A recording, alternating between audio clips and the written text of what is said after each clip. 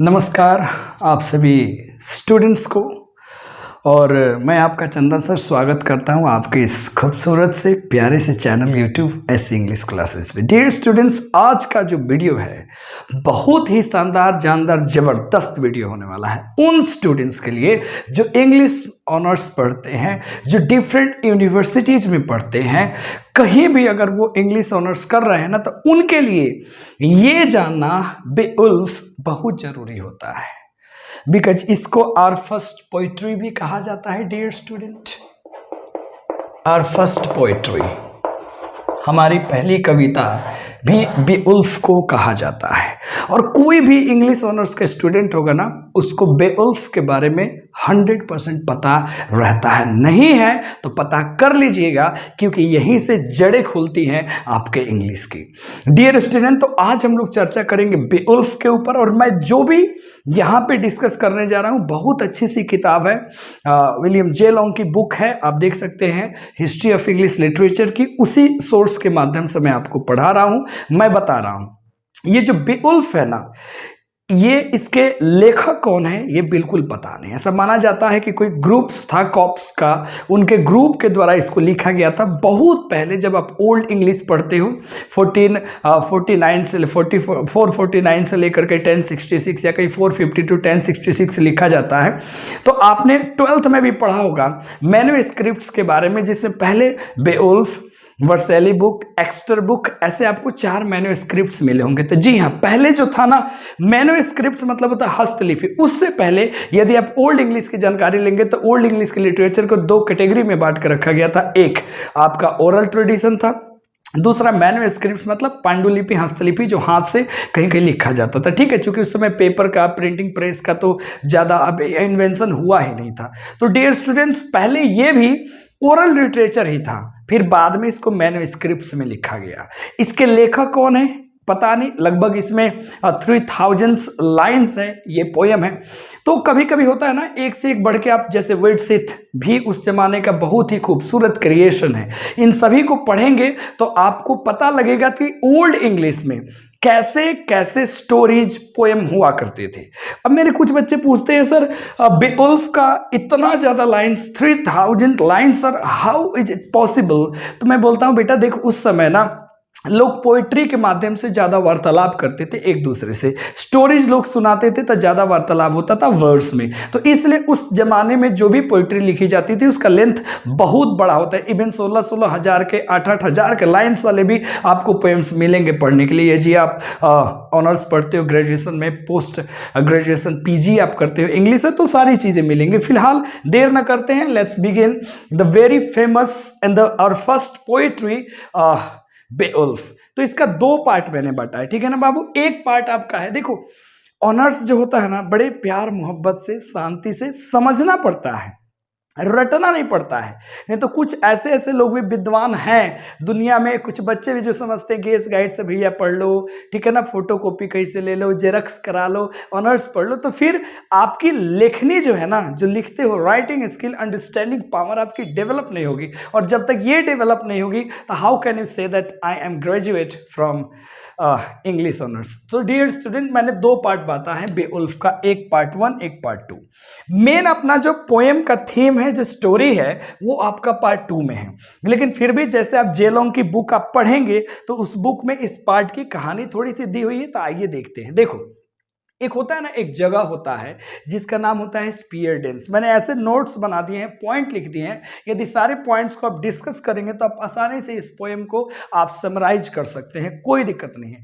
एक जगह होता है बेटा स्पीयर डेंस, एक प्लेस होता है, एक ऐसा प्लेस होता है ना जहां पे कोई राजा नहीं होता। एक किंगडम तो है बट विदाउट अ किंग, ये है। तो एक समय की बात है ना, उस जगह पे, ठीक है, बगल में समुद्र होता है, वहां पे एक नाव जो है ना, सेल इटसेल्फ, खुद तैर करके आता है, ठीक है, उस कहाँ पे, स्पीयर डेंस में। तो जब नाव पहुंचता है तो नाव में जो है ना, ढेर सारा ट्रेजर भरा रहता है, खजाना, एंड वार लाइक थिंग्स, माने युद्ध से जो चीजें होती है, बम बारूद गोला, ऐसे जो भी उस जमाने में चलते होंगे, पूरा फुल था। और उसी के मीड में, उसी के बीच में एक बच्चा होता है छोटा सा, जिसको हम लोग सील्ड, स्किल्ड, जो भी प्रोनाउंसिएशन, इसको सील्ड मैक्सिमम लोग पढ़ते हैं। तो एक बच्चा होता है जिसका नाम आगे चलकर लोग सील्ड रखता है, ठीक है।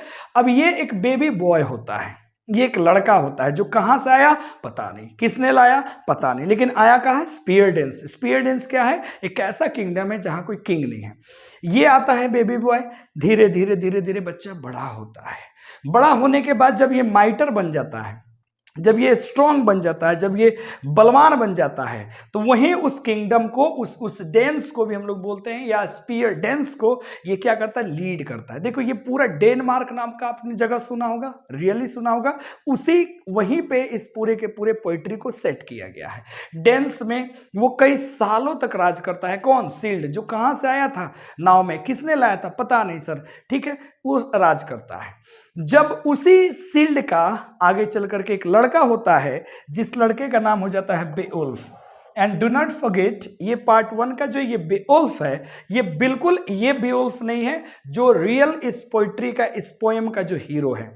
ये बेओल्फ कौन है? सील्ड का एक लड़का है जो आगे चल करके बड़ा हो जाता है, इतना मजबूत हो जाता है कि जब वो रूल करने के लायक हो जाता है, तो वहां पे एक वियर्ड जो फेट होता है वो उसके पास में खड़ा होता है, जो काफ़ी लोगों से कम बातचीत करता है। उसके बाद में वो जो है उस राज्य को संभालना शुरू करता है, और अंत में जो है ना सील्ड की मृत्यु हो जाती है और सील्ड को वहाँ पे दफन कर दिया जाता है। तो ये थोड़ी सी कहानी है कि ऐसा ऐसा कुछ जो है वहाँ डेंस में हुआ है, कि कोई कैसे आया, कैसे धीरे धीरे शासन किया। यहाँ पे ये कहानी खत्म हो जाती है। अब इसका माना जाता है कि इसी बेओल्फ पे इस पोएम को लिखा गया है। ऐसा बहुत बुक्स में भी लिखा गया है, ऐसी बहुत लोग बातें भी कहते हैं, लेकिन जब मैंने इसकी स्टडी की तो ये बेओल्फ अलग है बिल्कुल, ये बेओल्फ बिल्कुल अलग है, लेकिन कहीं ना कहीं सोर्स यही है, ठीक है। तो आइए मेन पोइट्री पे चलते हैं बेओल्फ का। देखो स्टोरी जो है ना, ये बिगिन क्या होता है, एक रॉतगर करके एक किंग होता है। कहाँ का किंग होता है? उसी डेंस का। कहाँ का? स्पीयर डेंस का। बाद में आगे चल करके वहां का एक राजा बनता है जिसका नाम होता है रॉतगर। नाम पूरा का पूरा याद रखिएगा डियर स्टूडेंट। तो ये जो रॉतगर होता है, ये कौन होता है कि वन ऑफ सील्ड्स डिसेंडेंट्स मतलब होता है उत्तराधिकारी। तो सील्ड का ही ये उत्तराधिकारी होता है रॉतगर, जो आगे चल करके डेंस का शासक बनता है। Very nice. अब होता क्या है ना कि इसने उस अपने डेंस में एक बेहतरीन हेरोट नाम का एक यूं कहिए, एक रेस्टोरेंट कहिए, एक बार क्लब कहिए, आज के जमाने का बनाता है, जिसको मीड हॉल कहते हैं। मतलब अनुमानतः मधुशाला मान लो, वो अजीबा, मतलब आज के टाइम का जो क्लब होता है ना, जो बार होता है, तो उसने बना रखा था किसने? रॉतगर ने। वही हेरोट नाम था उसका। और ऐसा माना जाता है कि उस समय में ये जो मधुशाला उसने जो बार, एक क्लब जो उसने खुलवाया था, ये उस जमाने का सबसे खूबसूरत और सबसे बड़ा था। इतना बड़ा किसी का नहीं था। और यहाँ होता क्या था कि राजा और उसके जितने भी कंपेनियंस होते थे, जितने भी एडवाइजर्स होते थे, जितने भी उसके फौज में लोग शामिल होते थे, जो आम आदमी होते थे, ये आते थे इस क्लब में, ठीक है, इस मीड हॉल में। और वहाँ पे दबा के दारू, मीट, मछली, अंडा बिल्कुल सब दबा के चलता है, बिल्कुल सब नशे में धूत रहते हैं। और वहाँ पुरानी पुरानी कहानियाँ चलती है। किसी ने एंग्लो सेजोन्स की कहानी सुना दी, तो किसी ने मतलब पूरा आनंदमय चलता है एकदम, वही समझिए मुजरा चलता है, धकाधक लोग खाते पीते हैं। एक बार की बात है, वहां पे एक ग्रेंडल नाम का मॉन्स्टर आता है। मॉन्स्टर मतलब होता है, समझ रहे हो, राक्षस। वहां पे आता है, क्या नाम होता है उसका? ग्रेंडल। तो वहां पे वो आता है और वहां पे लोगों को मार के डकार ले लेता है, खा जाता है सबको। और वो कंटिन्यू हो जाता है। repeatedly he came and swallowed the people who celebrated, who enjoyed in Herod, made by Hrothgar, the king of Danes, dear students. तो ये वहां पे मॉन्स्टर आता है और सभी को चट कर जाता है, खाता है, पीता है। तो ये खुशनुमा माहौल जो है ना, पूरा एकदम मौन में बदल जाता है। पूरे एकदम डेंस में जो है ना, स्पीयर डेंस में चारों तरफ शोक सन्नाटा फैल जाता है।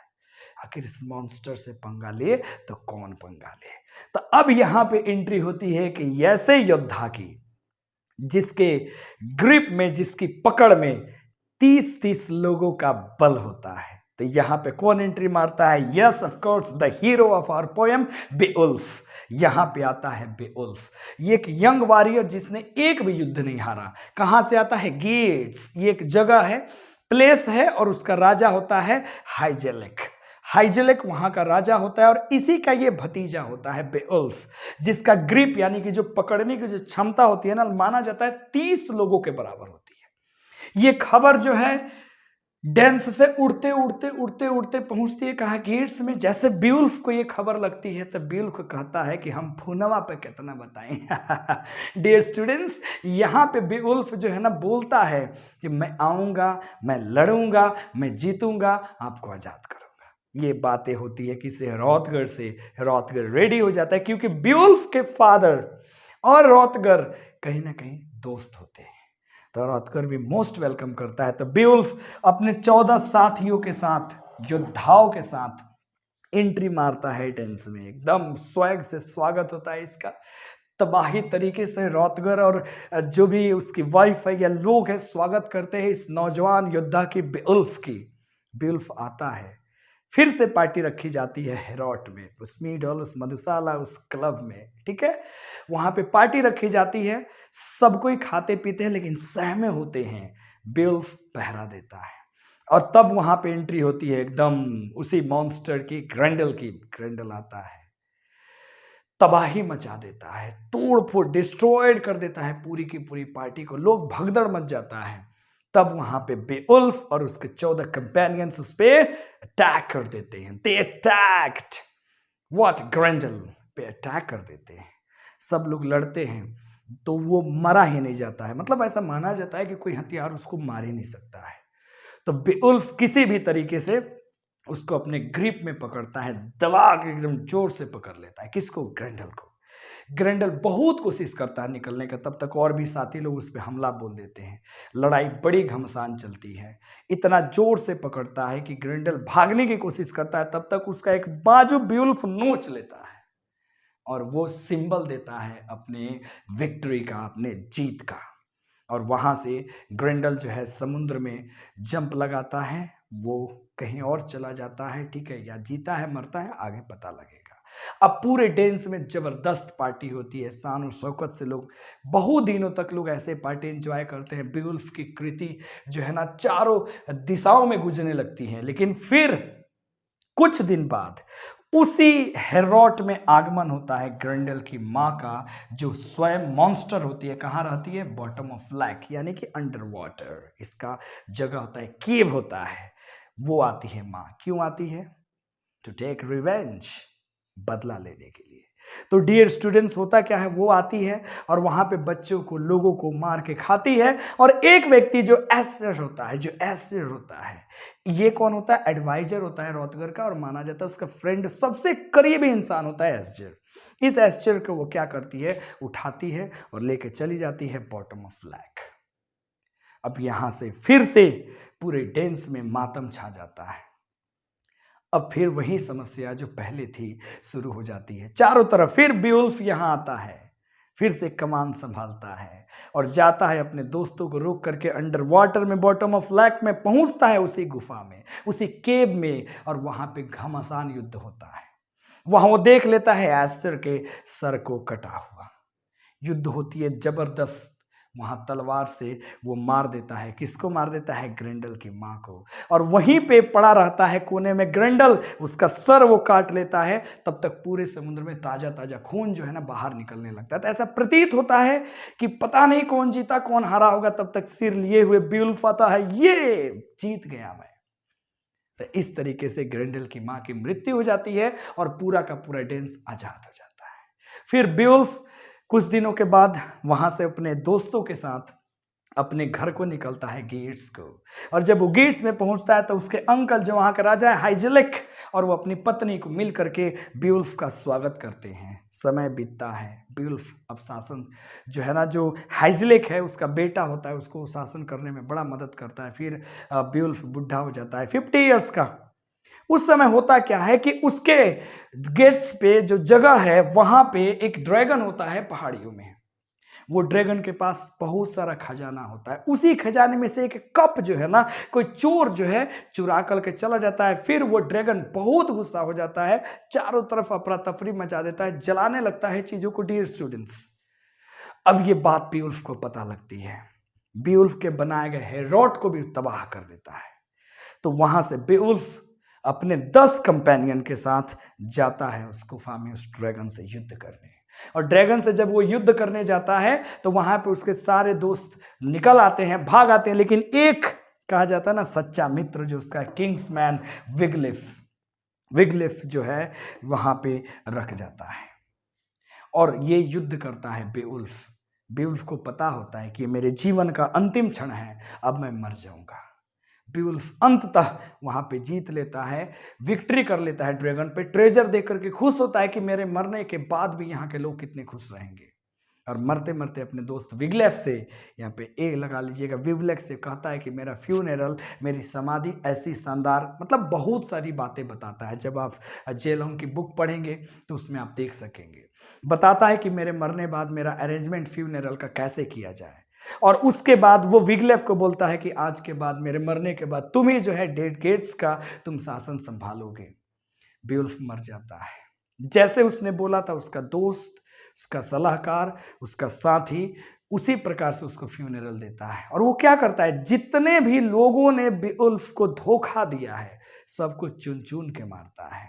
और इस तरीका से बीउल्फ एक ब्रेव, एक रिमार्केबल, एक कहिए तो star of the poem, star of the history वहां से वो बन जाता है और लोग उसको याद करते हैं। और इस तरीका से अपना पहला पोइट्री बेओल्फ समाप्त होता है।